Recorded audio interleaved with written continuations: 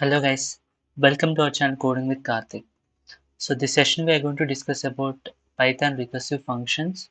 So and also I'm going to give you some examples to understand how it works.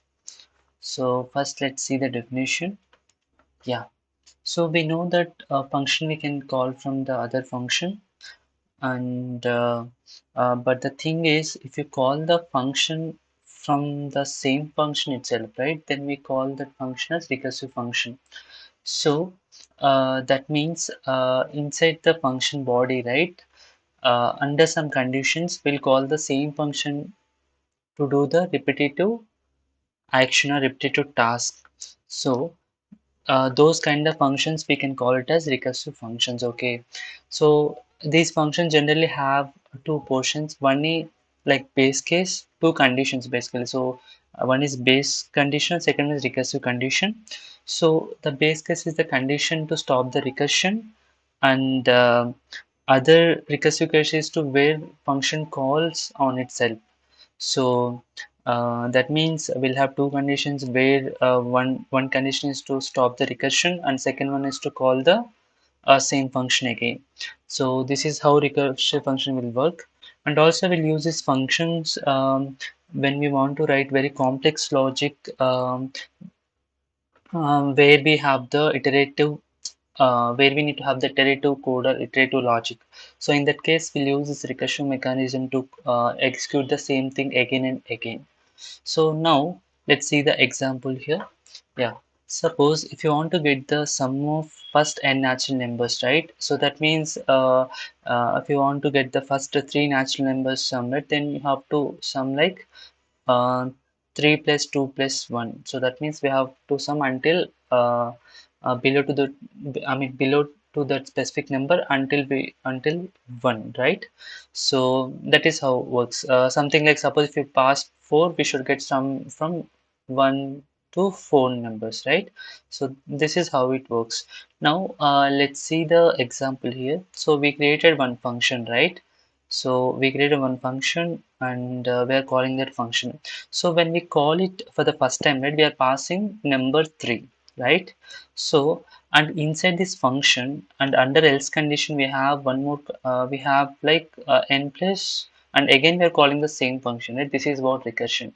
So here we are passing n minus 1, that means we are passing 2, right? So that means second time we are passing us 3 plus some 3 plus and we are passing number to the recursive function, and next time and again here we are calling it, that means again this function will be executed. So that time here it will be like something like um, we're passing 1, right? So that means, and now all the recurrence has next time, right? So from the third time from here when we call this, right? So that means at the time the n value is 1, so here it is returning 1.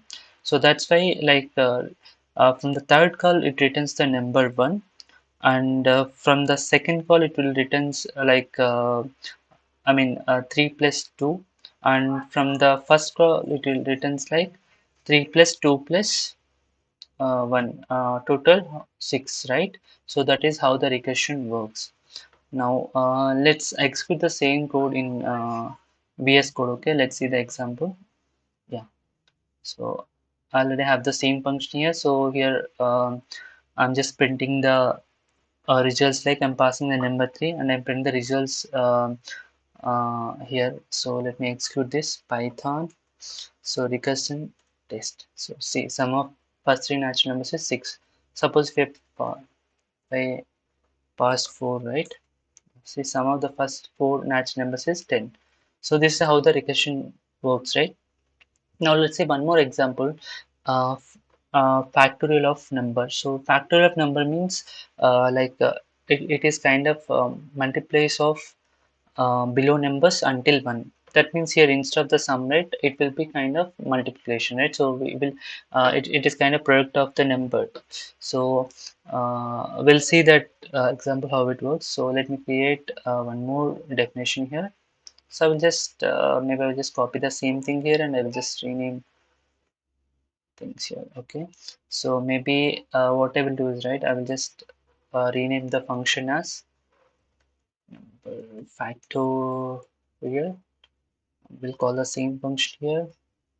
So instead of the addition rate, we'll do the product. Okay, we'll do the product operation next. Yeah, right.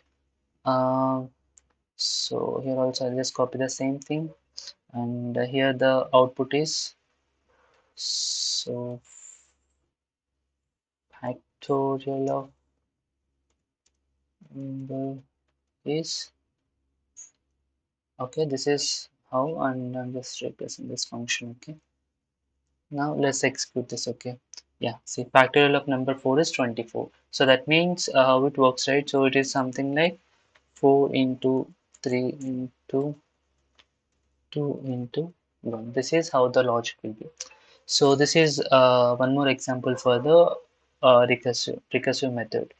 Now let's have one more example. Just here I want to print. Let's say if I pass number 4, right? I should get output like this: 4 rows, and the next sorry, 4 columns, and next here I should print 3 times, and next I should print 2 times, and next I should print only 1 time. So let's try to print this output. So for that I will write one more function. So maybe let me define that def print n times. Okay, and let's pass the n here. Okay, so here the logic is if n equal to 1, right? So we just need to print the n value. Okay, so else, so here we have to call this print n of n minus 1, as well as we should print the each row. Okay, so for this I will just print off. Okay, here we should join with the spaces, so that's why we'll do the spaces and join off.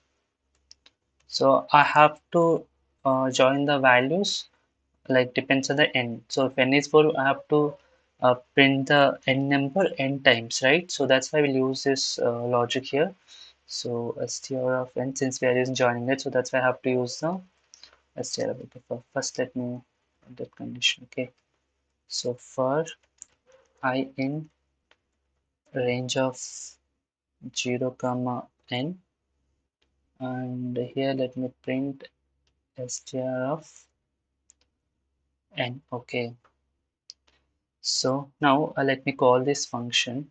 So print of, we have the number, right?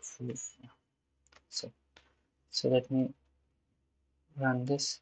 See, the output is how we expected it. So this is how the recursion works. So let me change this number to the, let's say, 10. Okay, maybe not 10, maybe 8. Yeah, see now. So depends on the number, right? It is printing the those many rows with the specific value, right? So this is how the recursion works.